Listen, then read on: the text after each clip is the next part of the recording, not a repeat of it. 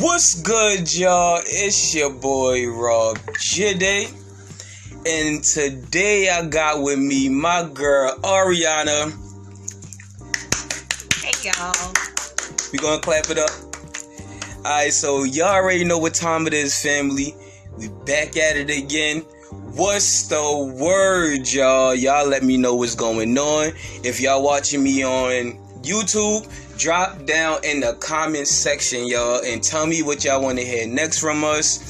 We're going to have a few more guests on. We're going to talk about a lot more things today, ladies and gentlemen. That's facts. We got a lot to talk about. Today, cousins.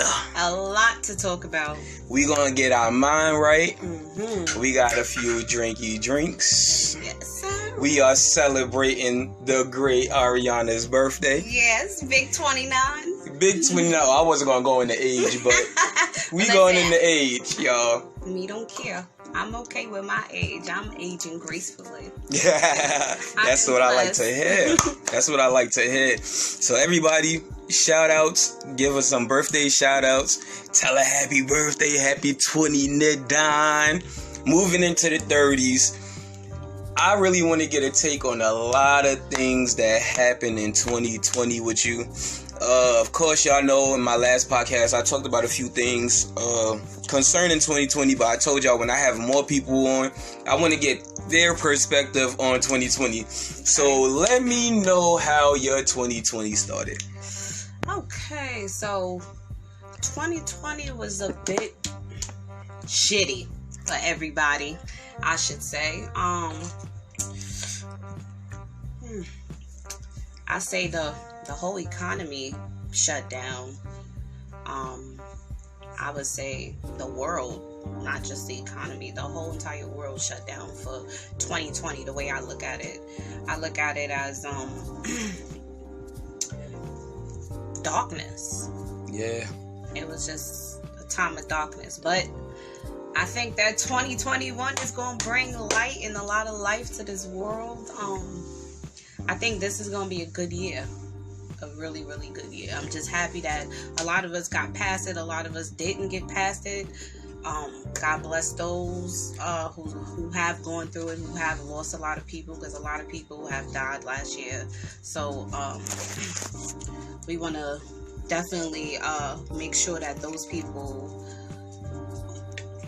have a lot of people to back them up for that too, because a lot of people can't back each other up because everything is video chat. Yeah, we can't even touch each other, so it's a little different. It's like, yeah, that's why I was just really about to ask you too. What you want to do, you can't touch anybody. Like at the top of 2020, right when the year first started, everything was kind of fine. We had the little deaths with, well, not the little, but the big death of Kobe Bryant and Pop Smoke. But it seemed like after that, the whole year went to shits. Like, it started off shitty, and then it went to shits after that. So, for the coronavirus, where did it affect you the most? It affected me the most, I say relationship and financially. Okay. I think it hit a lot of people like that. I think it started off financially and then it spewed into relationships. Yeah. Because I think, honestly, when the coronavirus first started and it was like a first big major thing and they did shut down the economy, I think it forced everybody to deal with a lot of issues that they didn't want to deal with at home. Exactly. So everybody had to face themselves and face the people that they was with. So, and listen, we was locked in with each other, every single day. Like, it was tough. Like, people in relationships, marriages, people who have a lot of kids, even people who have kids who was autistic or have some type of disability. Yeah. It was really, really hard to deal with all of that in one household without having no room to breathe, no space, no nothing, no peace, no opportunity for self-love or anything. Is just right there in your face. It drove everybody crazy. What I say is like mental health. I was just mental health was the biggest thing. I was just about to say that. 2020, mental health, like it took you up there. Like it was a problem. I think it fucked with a lot of people's sanity. It fucked with a lot of people emotionally. Yeah. It fucked with a lot of people financially and physically. Now I say physically because we had coronavirus out there, but with a lot of things going on, with people being stressed, it causes a lot more illnesses than what you think it is. So with everybody stressing over this whole corona thing, and I'm not just putting out a theory out there, but I know for a fact, by fear being installed in you, it causes your body to break down in certain ways. So it makes you sick, and it could cause a lot of mental things to go wrong with you. So me personally, I had to fight out fear a lot in 2020, because with them putting fear in us, installing fear in us with this whole coronavirus thing, which I'm not downplaying, I really think is out there. I think there's really a sickness out there that's getting people sick, but that's for another show. That's for another show. Let's not get into that yet. That's for another show.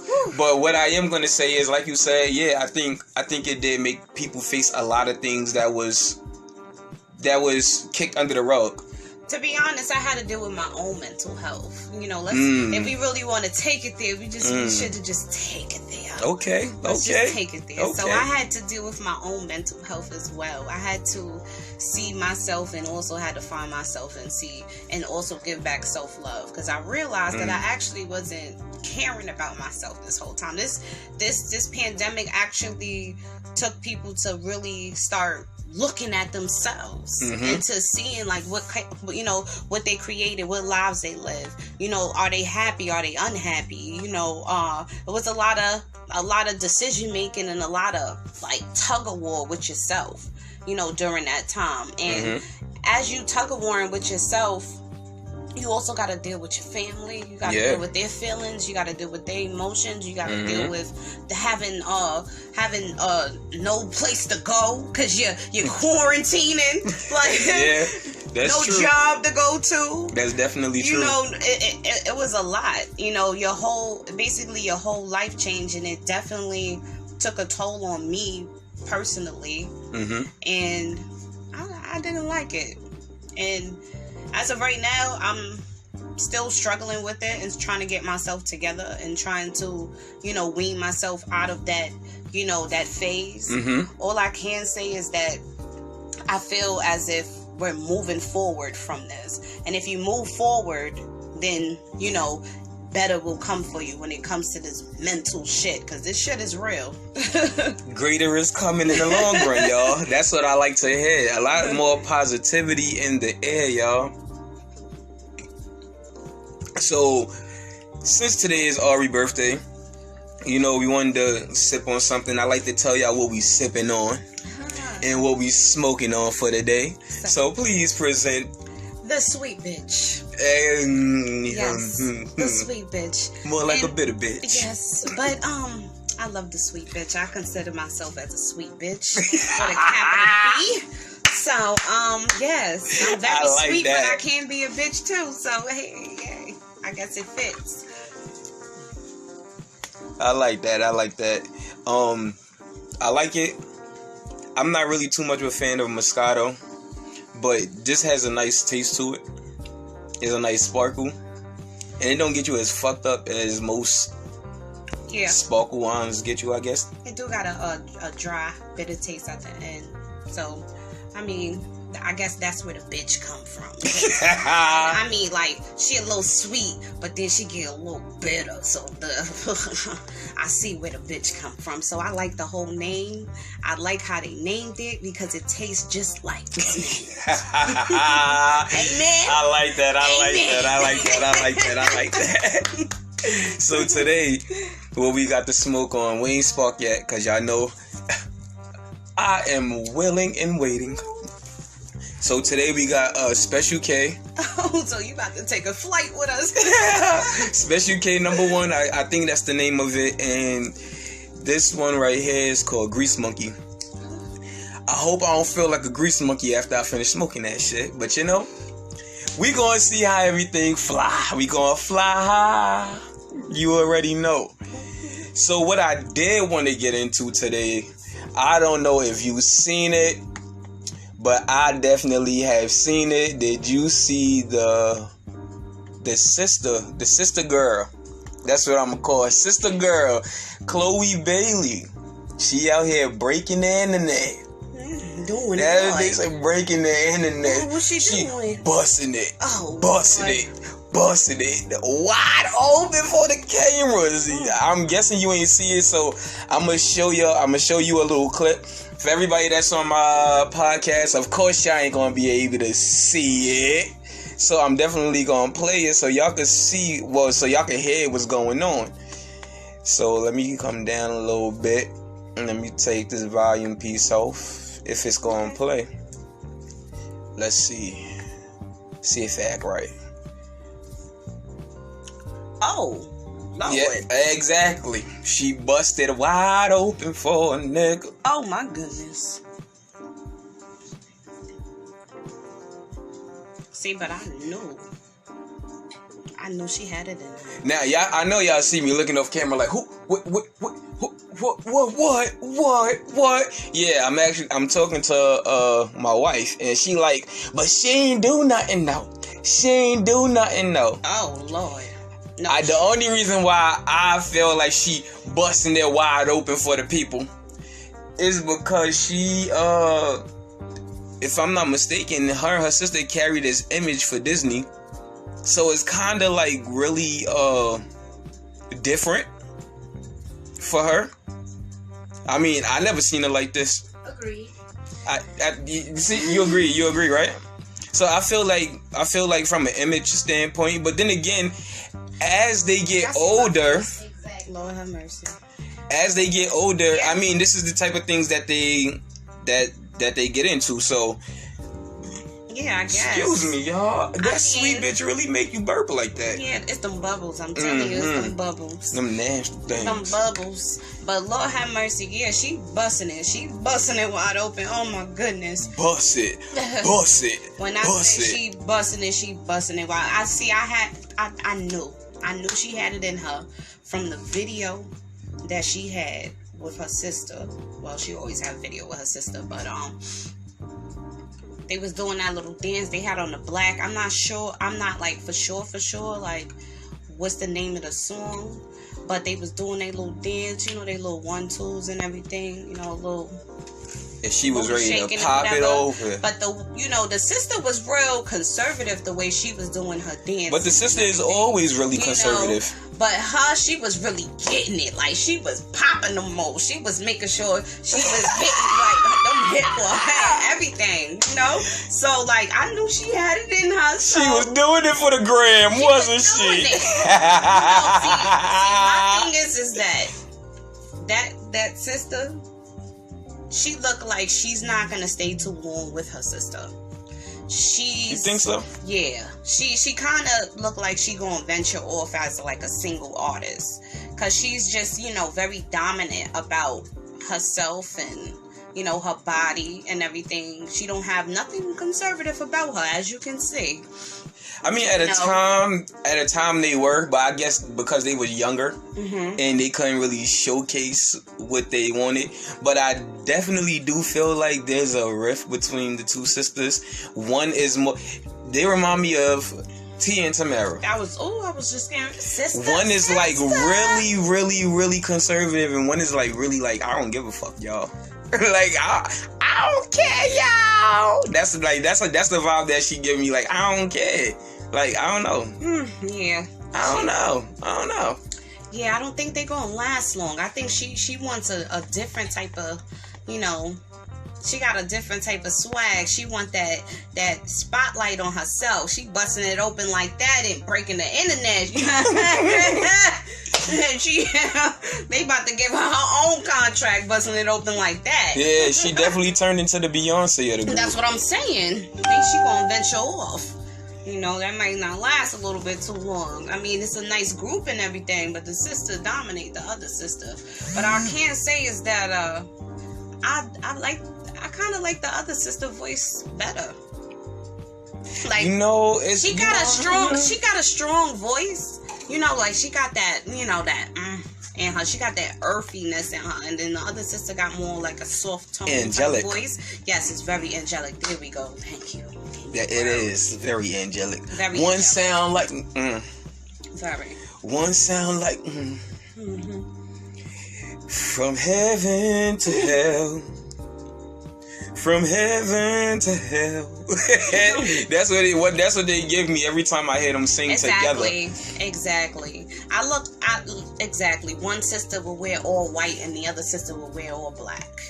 That's how I look at it. Like, you know how back in the day we used to watch those shows? I was just about to say that, how you have the good angel on one show, then the bad angel on one show. That's the vibes they give me, you know? Just, yeah. Heaven and hell. Maybe that could have been their name. You know what? Let me not get into that. One thing I did want to get into, I'm not sure if you've seen the inauguration or not. I didn't want to see that shit. I'm gonna be honest with you, but I seen pieces of it. What you want to talk about? See, I don't really want to talk about it. That was the whole thing. You want to watch? I don't really want to. I don't want to watch it. I don't really care to watch it. I mean, You want to watch it for the people? No. Shit. Cause they can watch that shit themselves. I'm just saying. I mean, look, family. I put it like this. I'm not gonna be biased. I have a lot of Trump supporters. I have a lot of Biden supporters, and I'm not gonna be biased. I won't be biased. But what I will say is, the way they was dressed, it gave me vibes of the Hunger Games. I'm not gonna lie. You saw that? I'm not gonna lie. Did you see that motherfucking dead bird on that? On a motherfucking dead bird on her chest. On her chest. What are you doing? That's why I said, yo. A dead bird. This is giving me Hunger Game vibes for no reason, bruh. Listen, I was in a beauty salon getting my baby hair done, and they popped up on the screen. I looked up. I said, "Oh Lord, what you doing?" Said what? I said, "What it was?" Lord Charlotte. Oh Lord. My daughter looked at me. She said, "Ma, what you got to say about the Nothing at all." Because I knew. I just knew this was going to happen. I said, "Look, y'all." But I just want to know, Lady Gaga, if you want to answer me or whatever, just explain to me why you had a dead bird on your body. And if it wasn't a dead bird, what was it? Just what was that? It was the Jaybird sign from the Hunger Games. What was that? What was that? What was that on your chest? It was right there. And did you see how Bush kept running behind Michelle Obama like the stalker he is? Lord. When I say jungle fever. Who got jungle fever? He got jungle fever. I guess Condoleezza wasn't in that house for no reason. Who got jungle fever? He got jungle fever. Who got jungle fever? Bush got jungle fever. I'm telling you, Condoleezza was in there for a purpose. She sure was. Or maybe the Oval was about them. I swear Condoleezza Rice was, what's her name? Kerry Washington in Scandal. Put some tea on that. Shonda Rhimes was going somewhere with Connect that. those dots. Don't go to conspiracy route. Ooh, honey child. You're gonna have somebody knocking on our door. I'm telling you. Don't knock it, mister. Cause I'm just trying to figure out how she just kept going up in the ladders all them years.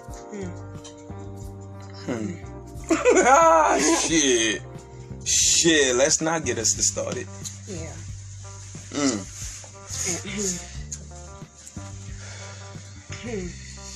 Ooh, that grease monkey kicking ass. Making me want to jump around like a goddamn baboon. My turn. Alright, so I really wanted to get into a topic with you. Me and you was talking earlier about a few things. And you said you really wanted to talk about, oh yeah. Pass that. Oh.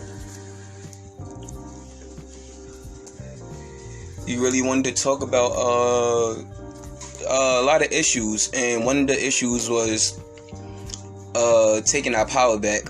Y'all, I know I just got serious out of nowhere, but I don't really want to keep y'all too long. I don't really want to keep the podcast long. I want to keep it at a certain amount of time so that way y'all can hear some crazy shit, some funny shit. Y'all can sit down at the table with us, drink some wine. Today I ain't got no food, y'all, because it's being cooked by a special someone. So we gonna have a little something, little dinner for Ari. Everybody that's on the YouTube channel, I'll definitely show some pictures like how I did with the last video so y'all can see what's going down in the kitchen. But since we are back with the topic of the day, I really want to get a take on a lot of the things that Ari got on her mind. So one of the things she had on her mind was black people taking their power back. Yes. And I wanted to ask her some questions to get her insight on a lot of things, because at this time, as black people, or as a people in a whole, as all together, should we be taking our power back the right way, or should we be selfish and think about self? So one of the questions that I got for you today is, as black people, we feel like, having been at a low point at a time for a very long time, right. Do you think now is the time for us to take our power back? Yes. I think now is the time for us to take our power back. Based off the fact that now the world sees what we have been going through as people, with our culture, with everything that we do, how we get bashed, the racism, the police brutality, the injustice, the poor housing, poverty, everything. Basically, we've been going through everything, all the shits for years, for centuries, And right now, I just feel like it's the time, and I feel like people are more woke. People are more smart, have more ambition. They very ambitious right now to do more with themselves. Everybody is looking at themselves and looking at their people damn, we gotta do better. Well, guess what? Now is the time. Instead of just saying it, let's do it. Now is the time. So I feel right now everybody needs to be creative. Put your creative ability, because our creative ability is what created everything. Everything that we recreated is what we do now. It's just that we didn't get our names put on it. We didn't get the credibility that that we created or invented it or anything like that. But guess what? Now is the time that we can show people what we about, what we create, how we inventive, how we're smart, how we can take control, how we can be united, how we can orchestrate, how we can organize. It's our time. Now, I want to ask you something. Going back to, I could say the late 90s, early 2000s, probably the mid 90s, where we had black people that had their own clothing lines that was very successful. I could say apparel lines, because that will go for sneakers and clothing as well. Then you had big businesses open up restaurants. Yes. Diddy had his own chain of restaurants. I think they was all named after his sons. And then you had Fubu. Yeah. Guess what? Damon. I think that's his name. Yes. Yeah. He actually sponsors my daughter's school. He actually went to this school, PS48 out here in Jamaica, Queens. But see, that's the thing. I went to August Martin, and a lot of people don't know. Ed Lover and a few other people went to August Martin as well.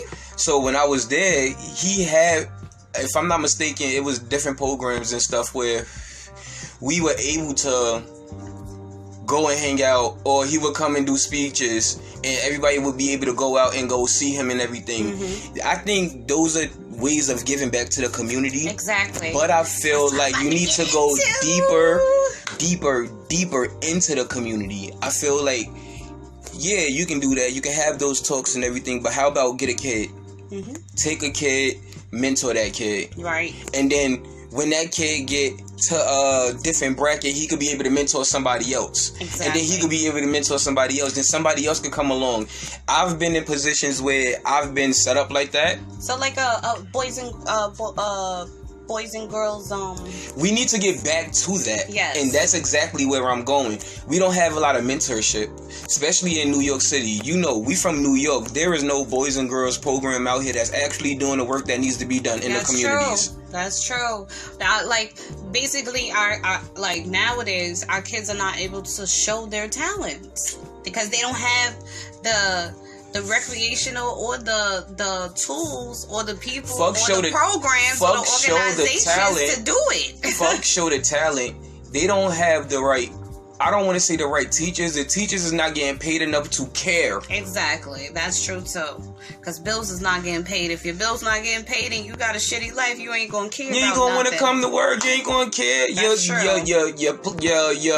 Your whole building plan is gonna be all fucked up. There's gonna be no structure to the lesson. Nothing. You're not gonna be able to get to kids. Nothing. There's no way possible you can reach a kid and you don't care. Basically. People know when you care. Basically. So basically, when people like that, this is what I want to get into. I want all of the people to get serious about putting black woman, and woman, period, in power. And this is the truth. And I'm gonna say this here. And, you know, I've heard a lot of things of men saying that women are too emotional. But guess what? This world needs emotion. This is why we too desensitized. This world is going through the things that they're going through because they're not emotional enough. And they don't care enough. We need that emotion. So having that will definitely bring back more happiness to the world. Bring back more organization, more thoughtfulness, more time, more planning, and everything. You need that. This is what the world needs. Take the woman into better consideration because look, we smarter than what y'all think. Give us a chance. That's all we asking. Kamala Harris, she's a start. She's a start. But let's get this straight. That's my opinion. That's blackish. That's not black. But we'll get there. I'm about to say, we gonna get there. That's a whole nother topic to get on to. If you think she's black enough, but I'm not gonna get into that today. I want to get into a few more questions that I got for you. And one of the questions is, to start things off, how can black people come together? Because at this point, from what I see, it's a lot of separation. It's not just with color anymore. And I feel like it was like that back in slavery. You had the light-skinned ones that was getting treated better by everybody thought they was getting treated better by the slave masters and everything because they was lighter skinned. So I got the solution for you right here. Do you think we could ever come back to a point where black people could stand together as a unit? Yes, I think we can. And you want to know where it's going to start at? When black men start appreciating and putting black women on a pedestal. That's when that's going to come back. Because we've been tarnished. We've been thrown. We've been, what do you call it? Mad black woman. Y'all want the woman Becky with the good hair, shit like that. We tired of shit like that. So, a lot of shit being, discombobulated because of that. And I feel like once y'all start showing the love that y'all should have always been giving us, things will start getting a little bit better. It starts from there. Because you got to start where it comes from. And it comes from us because we give you guys life. So it starts from there. Where it starts from is where you get life from. Okay? Alright, so I got a question. because it's a lot of women that, you know, agree with that, but it's a lot of men that can contest to that. Or they could have, like, you know, something to counter that. And they could be like, you know, I wasn't treated right by my mother when I was growing up.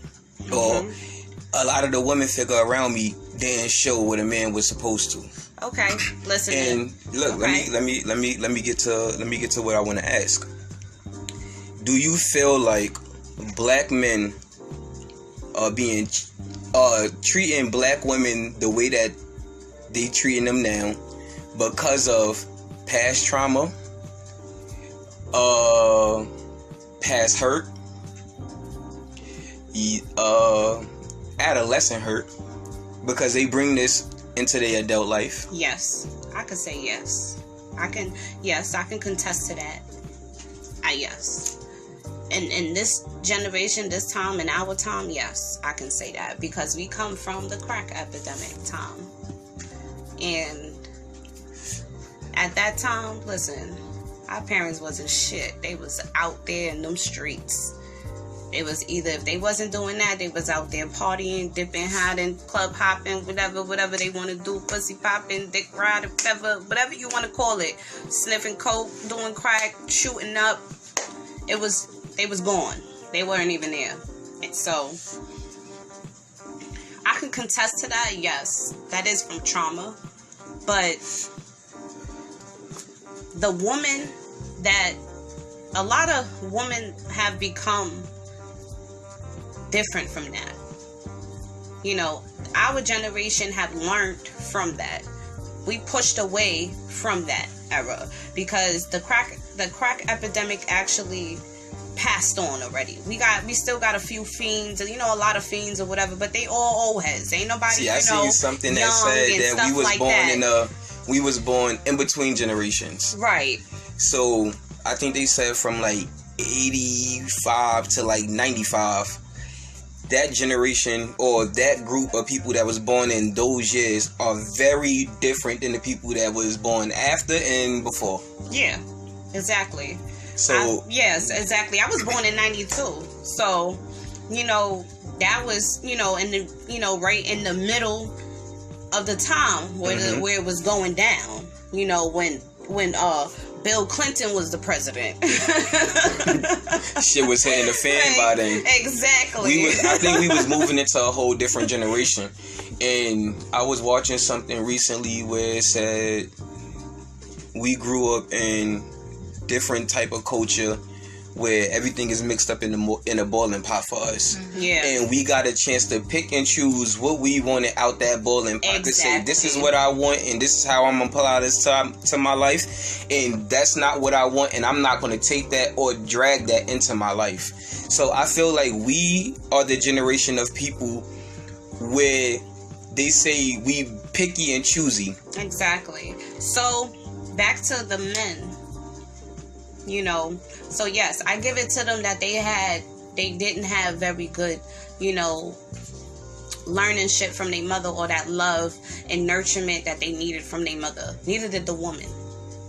You know, let's neither did the woman. So what I want the men to do is stand up and grow some balls and be like, hey, we ain't gonna be like them, okay?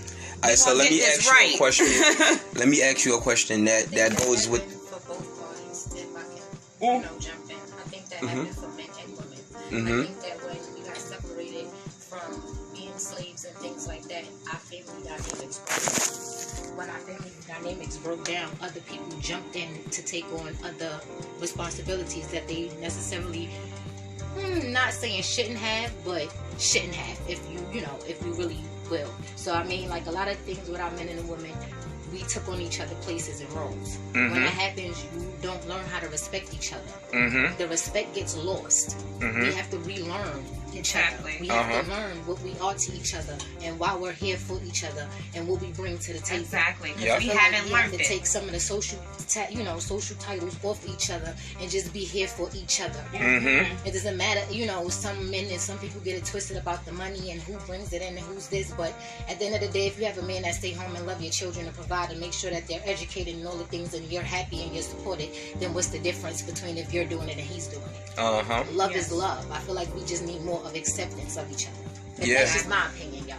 And I think where we fail to stop accepting things is when society started telling us what we have, what we should have and what we shouldn't have, how we should do things and how we shouldn't do things, what to love and how not to love, and all of that being being programmed to something. At this time, I think right now everybody is starting to deprogram.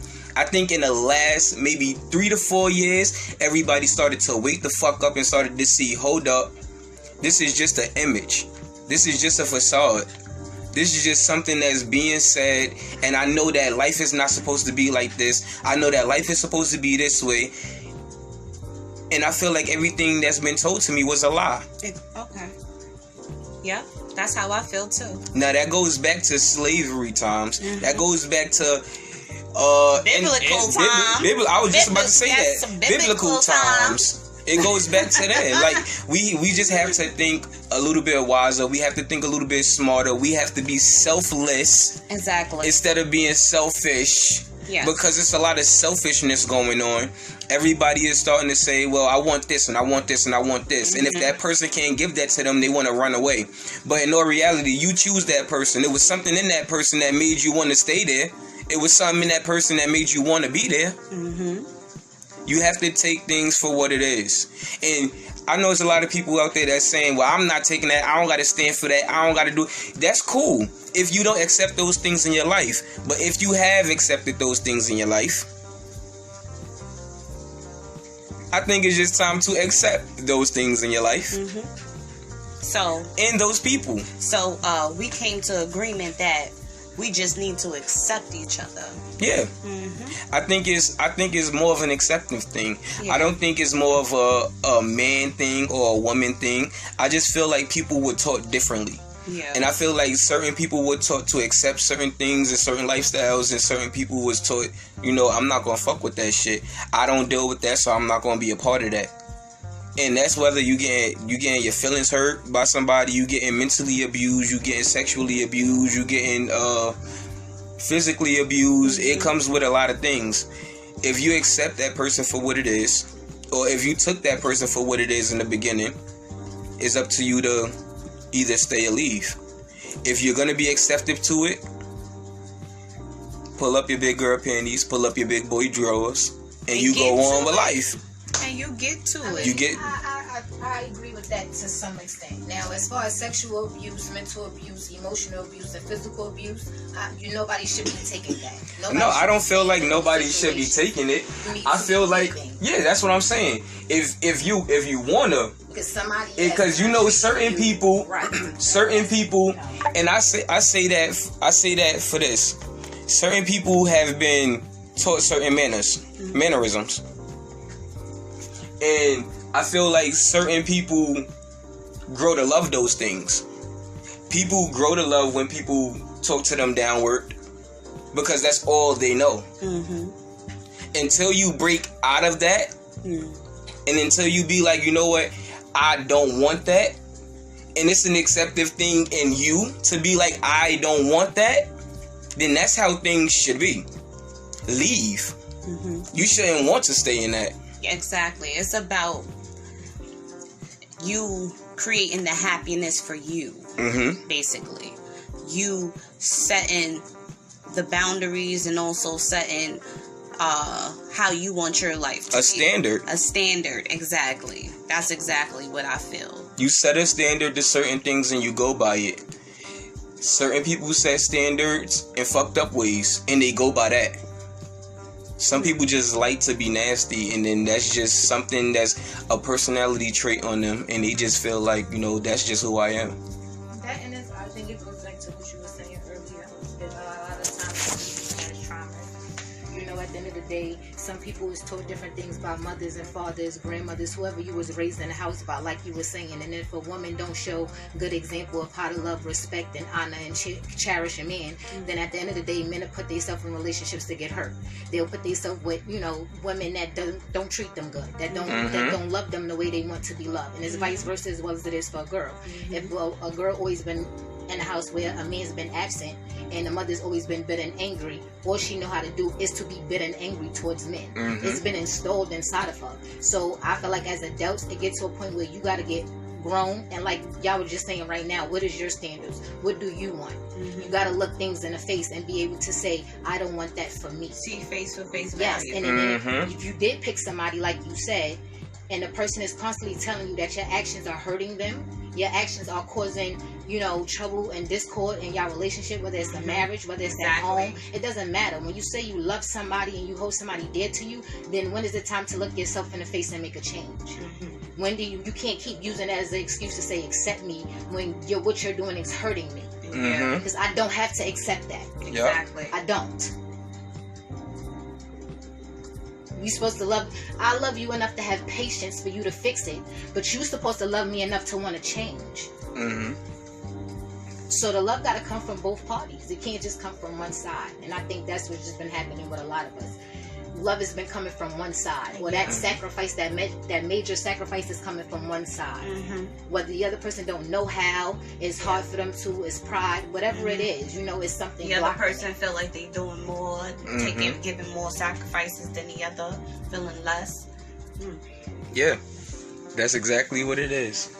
So I think what we could get from this is we have to learn to accept those things in our life that we want and throw away the things that we don't want.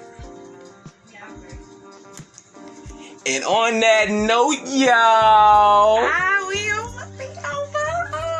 I hope y'all have fun sitting, smoking, and drinking with the family, y'all. Had a good time vibing with y'all. I had a good time vibing with you too, and I hope you be back for episode, 3, 4, 5, 6, 7, 8, 9, 10. Oh, I'll be back. I'll be back. I like to hear those. And I want to give a special shout out to my wife. She, put hello and gave us a little word at the end, y'all. So I want to say thanks to her. I want to say thanks to Miss Ari. Thank you. And y'all, she got a cleaning business, y'all. Shout out that cleaning business. You can listen. It's called Aria Cleaning Services. You can see me, Google me. Also see me on Instagram. It's also Aria Cleaning Services. That's all you gotta write, and you'll see me. Alright, y'all heard the word. So that was episode 2, y'all, of What the World Need Is, yo, with your boy Rob.J. And I'll holla at y'all later, family. Deuces.